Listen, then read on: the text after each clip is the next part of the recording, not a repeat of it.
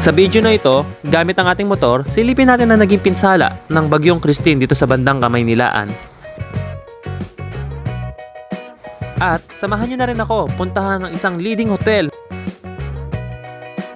na nag-o-offer ng napakaraming choices sa pagkain. At 50% lang ang iyong babayaran. Kaya tara, samahan nyo ako sa video na ito. At simulan na rin natin.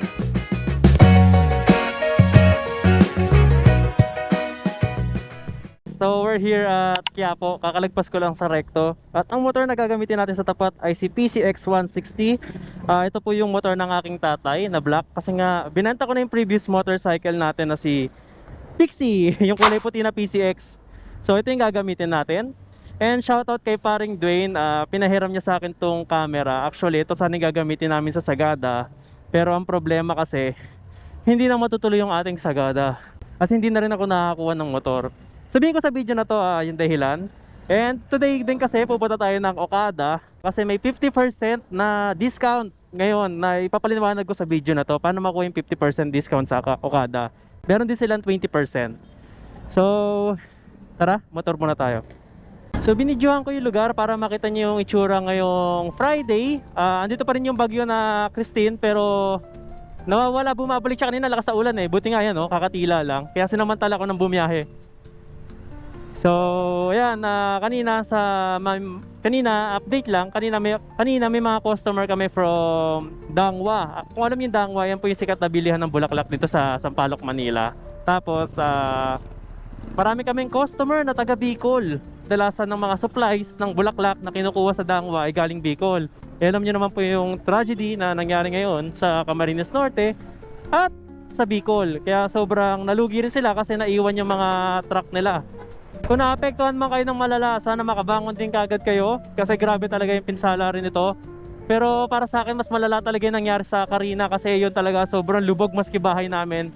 Tsaka ilang araw din yung baha. Itong Christine para sa akin more on malakas siya sa hangin. Medyo umaambon na naman.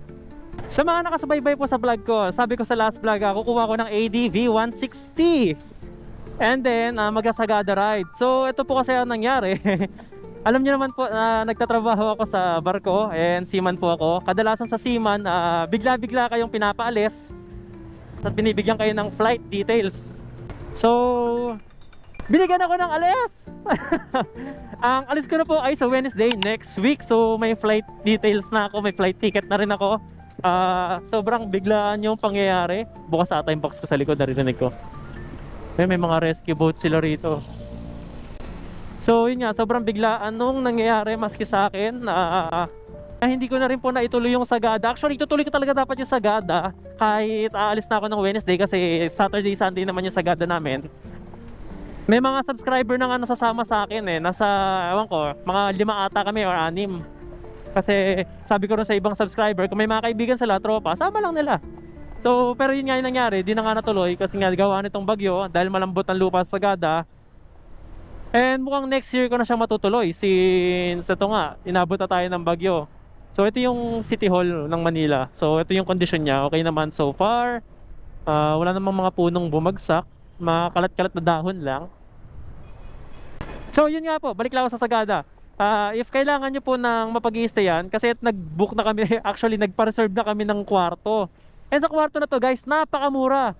For 500 pesos overnight na. Ito yung name ng nila. Ang bait pa kausap, Melchor's Lodge. Tama ba? Ayan, pinost ko naman. So, if balak nyo magsagada at gusto nyo pumunta at nagtitipid kayo, recommended ko yan kasi maganda rin yung lugar nila. And mabait kausap. Hay, sayang yung Sagada ride natin. Pero okay lang, at least for safety, diba? Kaysa naman nandun na tayo tapos bigla tayo nabutan ng bagyong Christine. Walang bukas yung bagyo sa likod. Yan. So, napapanood ko lang sa balita yung ganda rin ng Sierra Madre kasi sobrang pinotektahan niya yung Luzon dahil nga sa malakas na bagyo. Maambon na naman. Shoutout ka, Paps. Maambon na nga eh.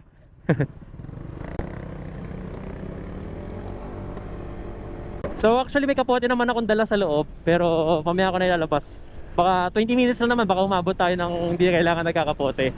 So itong PCX Black pala kahapon, alam nyo ba, pina-change oil ko to pinalinis ko yung gilid, tapos pinacheck yung brake pad. Makapal pa yung brake pad eh, 11,000 pa lang naman.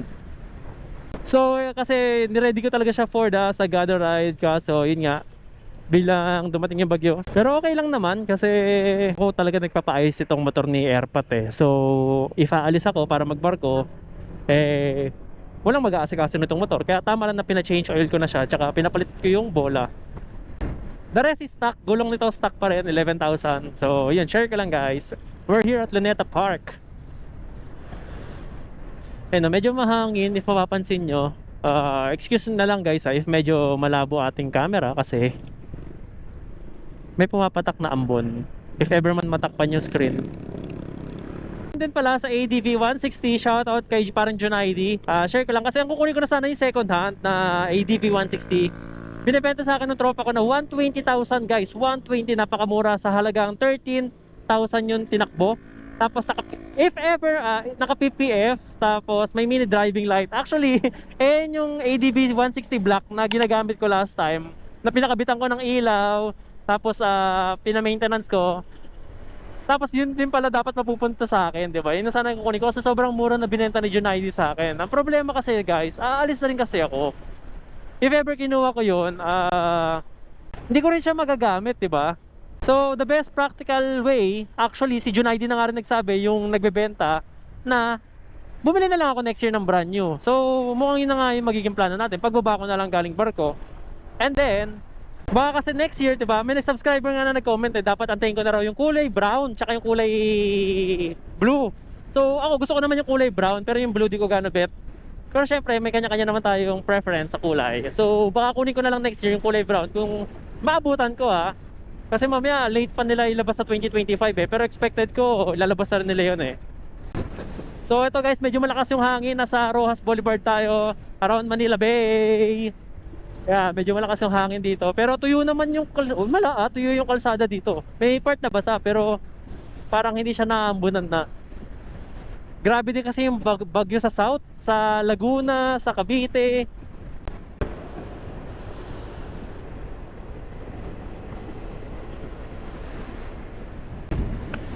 So ito, kakaroon na tayo rito sa may CCP complex. Magbabayas Sofitel na lang ako kasi na-miss ko yung hotel dati na Sofitel. Diyan po ako nag-work, diyan din ako nag-internship.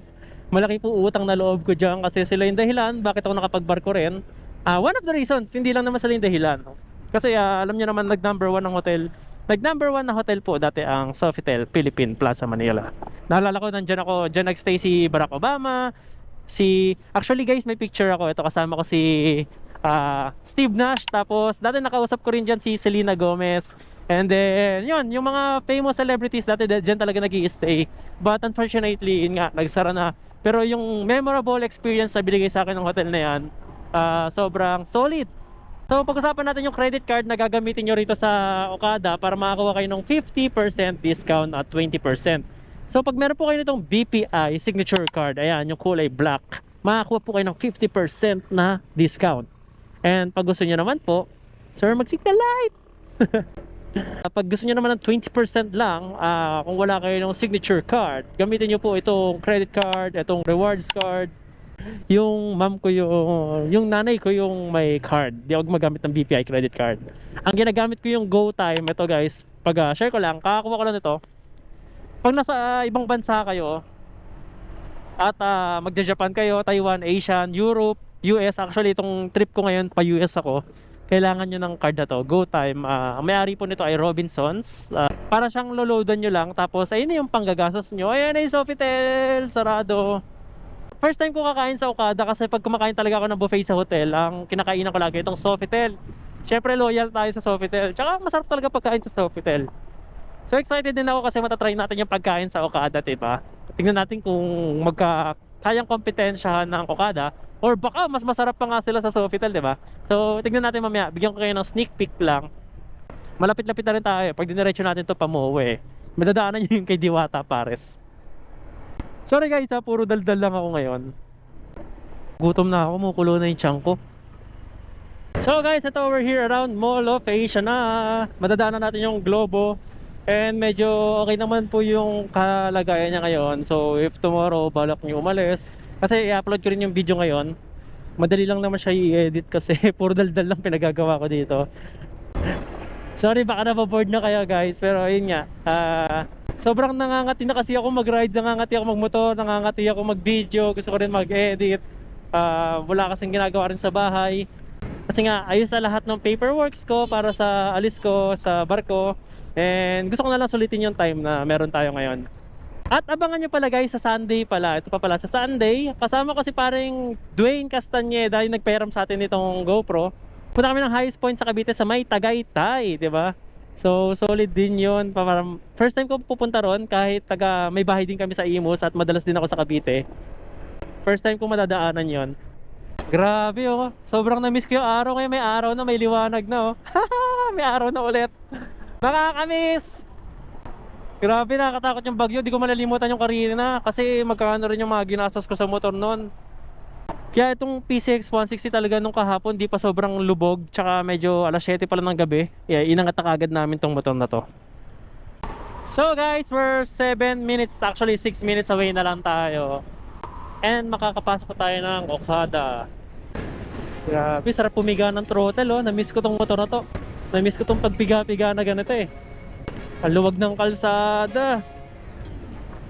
Grabe, bukas sa Sunday excited na ako, sana talaga wala na ulan para makapagmotor na kami ni paring Dwayne.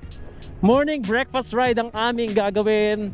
Kasama natin si ADV 160 kasi gamit niya ADV 160 niya. And gagamit natin to si PCX Black na naka-upgrade ng bola to 17 grams. Kailangan ko lang ng konting arangkada sa motor na to. Ayan oh.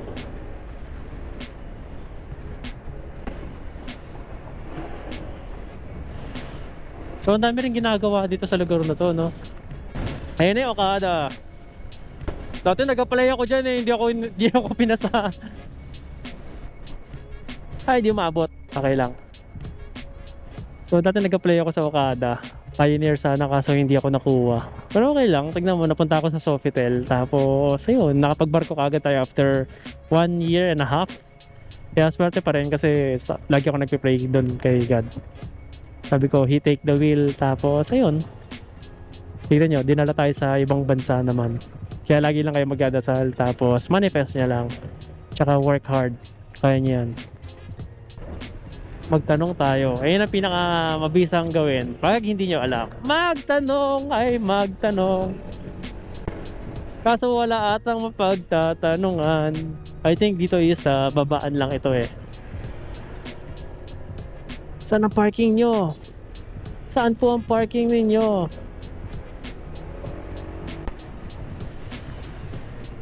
Wala naman tayo nahabol na oras eh. 11:30 pa naman yung kainan. And it's only 10:49 in the morning! Walang tao sa kalsada! Sarap magmotor guys, ganito. Nakakamiss magmotor, grabe. Na-miss ko si Pixie. Alam niyo yung PCX White, after ko siya ibenta, akala ko ganun-ganun ko lang siya mamimiss. Pero sobrang namimiss ko yung PCX White ng motor nung after ko ibenta. Tuwing makakita ko ng PCX White sa kalsada, sa parking lot, namimiss ko yung PCX ko. Tsaka parang minsan alam niyo, dalawa lang kami nagmumotor. Marami ako solo ride sa kanya, na siya lang palagi kong kasama. Kaya sobrang namimiss ko yung adventure namin. Let's ask. Dito tayo magtanong.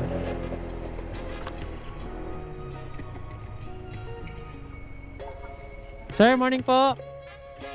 Kakain po sa buffet. Saan po pwede mag-parking? Basement pa rin po. Saan po yun? Yung patudulo, yung palikong yun, kakanan tayo. Apa? Yung palikong yun, kakanan tayo. Tapos yung makikita tayong tunnel, kanan ulit. Tunnel. Pagkakanan, may tunnel kakanan doon. Kanan doon, diretso. Makikita mo yung tunnel, kakanan ulit. Sige po. Salamat po. Thank you po. Thank you po. So, yun ang instruction sa atin ni Manong Guard. Kakain po. Sa buffet po. Sa... Apo. Bubuksan? Laki ng aso.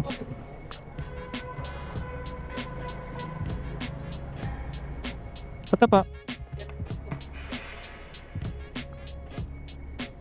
Thank you. Okay po. So ito, malapit na, nakikita ko na yung mga motorsiklo. Ayan na. We're here na. I think kasama yung mga crew sa mga nakapark dito. May May kasama ako sa barko, dito siya nag-work sa kusina Estimated na sahod nyo pag sa kusina kayo dito 30 to 35,000 pesos. Pero syempre depende sa position ninyo. Tapos ito, nakapark na tayo. Dito tayo sa hindi mahirap lumabas. Dito lang tayo sa Bukana. Tabihan natin si parang NMAX. Ay, ito, mas madali matandaan. Sa pader. Tabihan ko yung pader. Para madali hanapin mamaya, since ako pagbago sa lugar naliligaw ako. Tara. Akit muna ako sa taas. Wait natin yung family ko na pumunta rito. So, wait lang. So guys, itong Okada, tayo sa pinakamalaking hotel na napuntahan ko. Ang dami pang outlet dito, may mga Starbucks, Jollibee sila sa labas. Kaso hindi ko na na-videohan. Tapos sobrang ganda ng mga decorations nila. Tapos ito yung buffet nila, medley buffet. Ayan, may mga seafoods pwede nyo paluto, palagyan nyo ng garlic. May mga fresh fish sila katulad ng salmon and fresh tuna.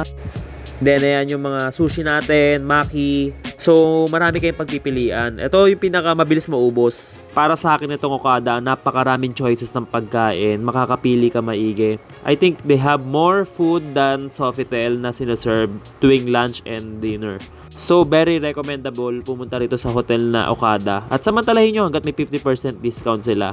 So guys, mga options for the laksa pag magpapagawa kayo. Mga condiments. Ito na yung laksa. Thank you po.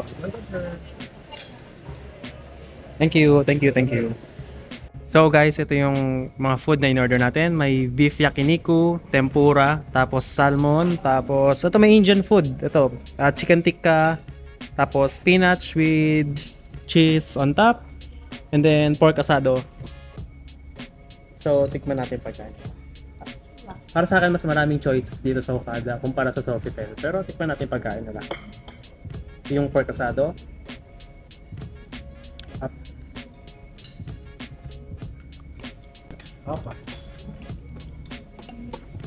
Malambot and savory. May liquid wine ata dito. Ito lang mo. Yung spinach. Oo. Liquid wine. Tingin kasi ako ng... Sarap. Ako iba. Sa'yo ba to? Ang daming choices sa pagkain. Opa. Beef yakiniku. Ang sarap dito sa Okada. 50% lang lahat yan dahil sa card. Guys, ito yung short video sa Okada. Dito ko natatapusin yung video. And see you guys on my next vlog. Bye-bye.